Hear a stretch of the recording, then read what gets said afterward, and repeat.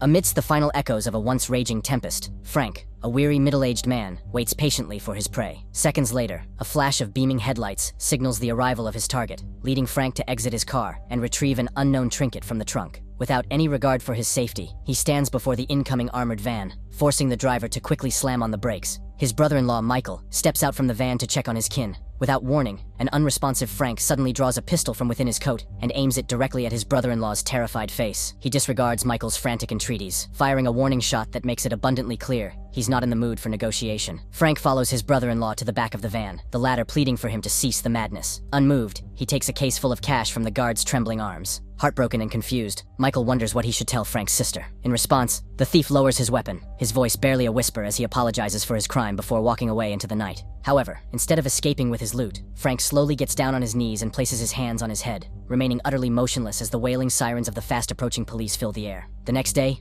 Frank undergoes a thorough physical examination at the hands of a no-nonsense guard. Before entering, he requests to keep a photo in his wallet, and the guards kindly oblige. Moments later, Frank finds himself in his new home, a compact yet functional jail cell with a window providing him with a sliver of sunlight. That afternoon, as Frank heads out to the yard, he is intercepted in the stairwell by Mickey, a fellow prisoner eager to make his acquaintance. During their conversation, one of the inmates accidentally bumps into Mickey's partner, causing him to shove the poor man down several flights of stairs. At the yard, Mickey continues his unwanted advances, his questions revealing his friendliness to be a mere facade to exploit the new prisoner. Thankfully, before they can push any further, their attention is drawn to a shady deal unfolding right under the guards' noses. By yard time's end, Frank finds himself in the well-kept office of the stern and authoritative prison warden. After assessing his physical and mental well-being, he promised to assist Frank in finding a job during his incarceration. Following his discussion with the warden, Frank returns to find his once tidy cell ransacked. He digs through the chaotic mess, searching frantically for the photo he had held so dear to his heart. His search comes up empty, for the keepsake is no longer in his cell, but instead in the possession of Walter, an intimidating presence who seemingly heads the group Mickey associates with. Unmoved, Walter tears the photo in half, spurring Frank to lunge at him. For his troubles, however, Frank finds no retribution, only an agonizing blow to the gut and a harsh reprimand from the guards. The next day, Frank discovers that the warden has fulfilled his earlier promise as he begins his first day working in the prison's kitchen. Showing him the ropes is Eddie, a soon-to-be-released father who works his heart out to pay for his daughter's needs. As Frank assists him with several menial tasks, he learns that his workmate is housed with the Arabs, prompting him to inquire about the identity of their leader. With a tinge of caution in his voice, Eddie names the leader as Fuad, but quickly warns against associating with such a man. While the prisoners toil in the sweltering kitchen, the aforementioned Fuad wraps up a passionate rendezvous with a guard named Susanna. Following their encounter, he straps roughly 10,000 euros to the guard's torso, revealing her to be a money mule, tasked with discreetly supporting the families of the incarcerated. Later that night, Frank smashes one of the light bulbs in his cell, concealing some of the larger glass shards within some toilet paper. Unfortunately, Susanna notices this and investigates, but the only item that catches Susanna's eye is the torn photo resting atop the table. She suspects that he's gotten into trouble with his fellow prisoners, but his refusal to communicate has her leaving. The second Frank is left alone, he reaches into the toilet, searching desperately for the shards he had hidden within. To his dismay, however, his hands grasp nothing. The next day, he spots Mickey hiding a package beneath a patch of overgrown grass. After narrowly avoiding the prisoner's gaze, Frank unearths the parcel, revealing a stash of illicit substances inside. Back in the kitchen, he questions Eddie about his injuries, a concern the doting father brushes off as mere consequences of his debts. Sensing his companion's reluctance, Frank once again asks about Fuad, suggesting that he has information the gang would greatly value. Unfortunately, their conversation is abruptly interrupted by Mickey, who threatens Eddie and warns Frank about mingling with the wrong people. After their shift, Frank finally gets his wish, as he is cornered by Fuad and his goons during their time out in the yard. Despite the fear coursing through his veins, he manages to state his business, revealing the location of Walter's substances and demanding a piece of the pie. Unfortunately, Fuad dismisses his offer with a chilling certainty, declaring that he doesn't do business with people unworthy of his respect. Later that evening, an infuriated Frank releases his frustrations into a pool of water, its cold surface muffling his anguished screams. Moments after his outburst, Susanna suddenly enters his cell, handing him some tape to fix the torn photo. Disturbed by Frank's unwillingness to open up, she reveals that she knows about the fate that befell his family after reading through his file. She wonders if it is this tragedy that keeps him from building a relationship with his fellow inmates, choosing the company of shadows and silence instead. Sadly, despite her efforts, Frank remains closed off, rejecting Susanna's attempts to connect with his weary soul. Defeated, Susanna rests her case. However, as she departs, the guard offers a quiet reassurance, voicing that she understands his loneliness far too well, for she too is confined within these same walls. As Frank goes about fixing the picture, Susanna waits for the last guard to depart. With only darkness as her companion, she makes an excruciatingly awkward phone call to schedule an appointment to terminate an unwanted pregnancy.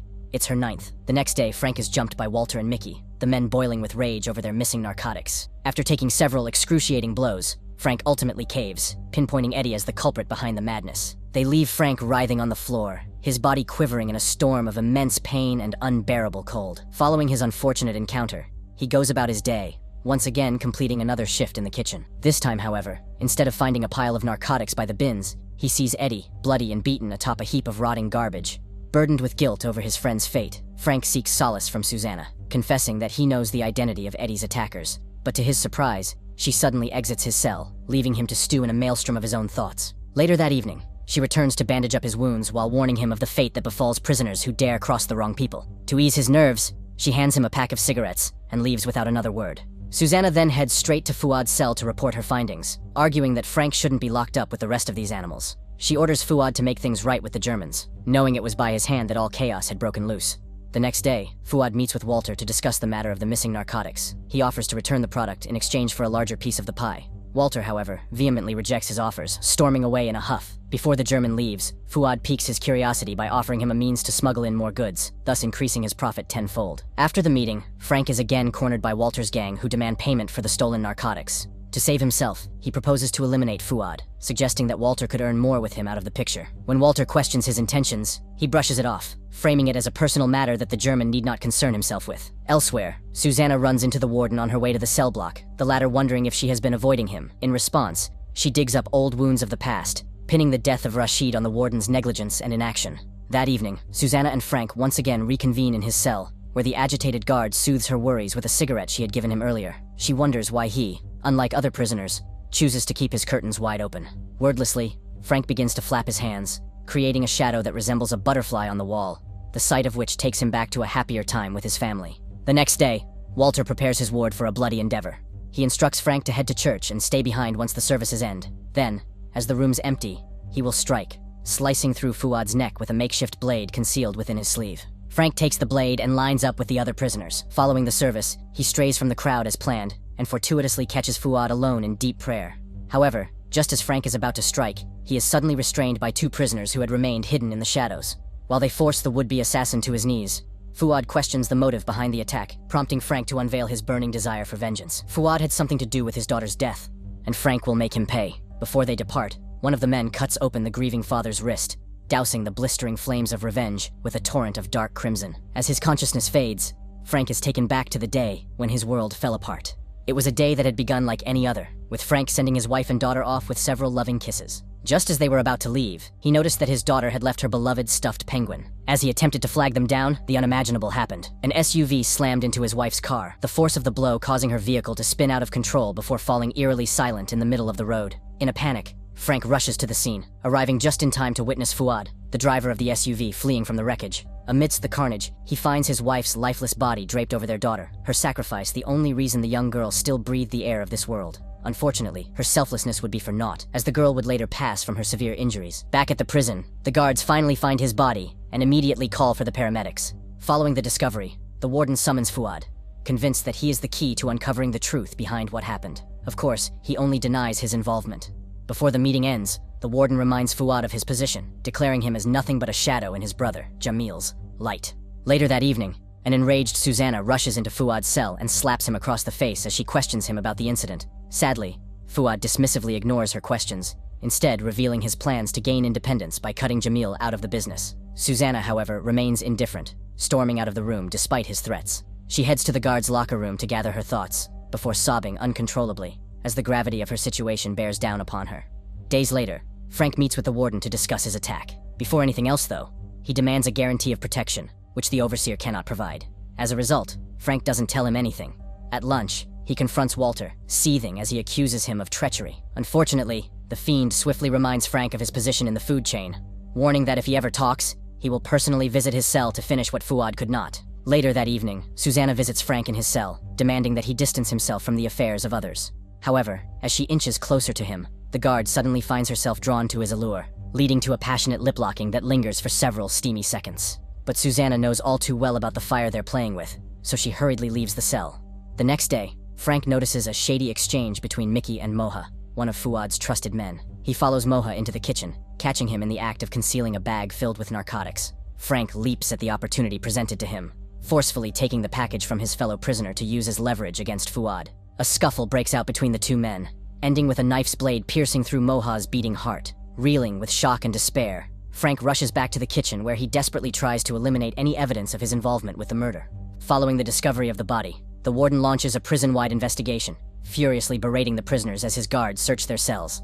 That night, Susanna again infiltrates Frank's cell to inform him about Eddie's developments. Overcome with relief, Frank finally lets himself weep. As a new dawn breaks, Frank notices several new prisoners coming in.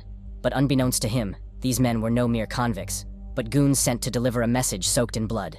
During their yard time, one of the men approaches Fuad and proceeds to stab him twice in the chest, delivering Jamil's malicious tidings as his target crumples onto the floor.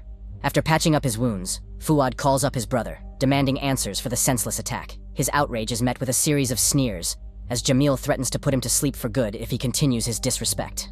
Unmoved, Fuad fires back, vowing to take revenge once he is released from prison.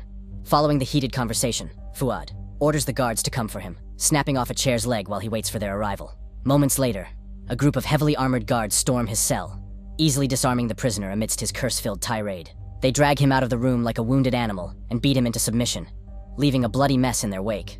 Back in the locker room, Susanna catches wind of a conversation between her fellow guards. Upon further investigation, she learns about Fuad's situation and decides to pay him a visit. Upon her arrival, the bloodied prisoner pleads for her help, insisting that he will die without her intervention. Determined not to let another life slip away on her watch, Susanna relents and frees him from his cuffs. As Fuad revels in his newfound freedom, she reveals the news of her pregnancy, yet firmly emphasizes that she wants him to leave both her and the child alone. Moments later, Susanna retrieves a gun from her locker and carefully conceals it from a fellow guard. She then heads straight to Frank's cell, revealing that the Arabs have selected a new leader, which means Fuad is as good as dead. To avoid such a fate, she has decided to break him out, bidding her friend adieu as she sets her plan in motion. However, before she can depart, Frank begs her to take him with them, knowing that there is no future for him within these confined walls.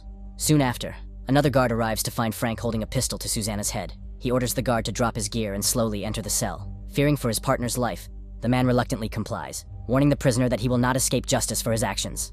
As the guard furiously yells for help through the intercom, the pair make their escape, picking up a dazed Fuad on their way to freedom. Susanna leads him through several flights of winding stairs and emerges into the prison parking lot, where she leads the prisoners onto her van. After fooling the night watch by the gate, they exit the prison. They eventually stop at a nearby parking lot to change vehicles, taking a moment to plan their next move. During this break in the action, Fuad and Frank get into a scuffle brought about by their frustrations and blood-stained past. Their burning hatred for one another rages on, as the men stare daggers into one another while they head out to retrieve money that Fuad had hidden from Jamil. Upon arriving at the apartment complex, they find Jamil's men waiting by the parking lot. To infiltrate the building, Frank draws their gaze while the two make their way up to the apartment owned by Fuad's father. Unfortunately, during this tense moment, Fuad finds himself in a heated confrontation with his father, the intensity of which causes his earlier wounds to reopen. While recovering, he hands Susanna a wad of cash to help her start anew, effectively severing ties with them for good. However, before they can head their separate ways, a police vehicle suddenly arrives, forcing Fuad to flee alongside them. After narrowly avoiding the long arm of the law, Fuad demands to be dropped off, a request met with defiance as Frank floors the gas pedal. Hours later, they arrive at a wooden cabin situated deep in the Everglade. While Susanna tends to Fuad's wounds, Frank, shovel in hand, heads out into the darkness. Between a canopy of towering trees, he digs furiously, creating a hole big enough to fit a body. With the deed done, Frank heads back to the cabin for a well-deserved shower. During his cleanse, he is approached by an unclothed Susanna, and the pair share a moment of pure, untamed passion beneath the steamy mist. The next day, Susanna stumbles upon several suspicious photos of Fuad, leading her to suspect that there is more to their story than meets the eye. As she slowly connects the dots, Frank suddenly storms in, frantically searching for Fuad. Recognizing his sinister intent, Susanna attempts to sway his heart, but to no avail, for nothing will get in the way of a father seeking revenge. After restraining Susanna, Frank, gun in hand, catches Fuad attempting to make a break for it. He smashes through the car window and forces the man out of the vehicle. At gunpoint, Frank takes the murderer through the woods, eventually ordering him to step into the freshly dug grave. Before he completes his revenge, Frank unleashes his fury upon Fuad, who, in response, apologizes for the pain he had caused the grieving father. However, when Frank pulls the trigger, the gun misfires, affording Fuad a chance to escape death's clutches. Unfortunately, he is quickly caught and dragged back into the hole. Without hesitation, Frank proceeds to bury him, the sound of the settling earth swallowing the terrified man's desperate pleas. As the darkness encroaches, Fuad's life flashes before his eyes, ultimately taking him back to the moment that would send him down this deadly path. During a deal gone wrong, Jamil is shot by a couple of unknown assailants. In his frantic rush to save his brother's life, Fuad overlooked the SUV crossing before him, triggering the collision that would rip away everything Frank held dear. Frank returns to the cabin, the fear and shock evident on his face as he frees Susanna from her bindings. Angered at having been a pawn for his revenge, she calls out to Fuad, eventually locating his earthy prison. After a few moments of desperate digging, Susanna finally frees the terrified man, taking him into her arms as he struggles for breath. Meanwhile, Frank has spiraled deeper and deeper into his obsession. Manic and unhinged, he quietly watches the events unfold from a nearby tree. Suddenly, he rises, reaching for a rock and rushing towards the escaped convict. Frank cracks Fuad's skull open as Susanna's horrified screams pierce the forest air. He lands several mighty blows, each attack channeling the hate and desperation that had driven the once doting father to the point of bedlam. With his thirst for revenge quenched, Frank gazes into the distance as he wears the blood of his family's killer on his face. Subscribe to watch more videos like this, turn on notifications and leave a like to help the channel out. Thank you for watching.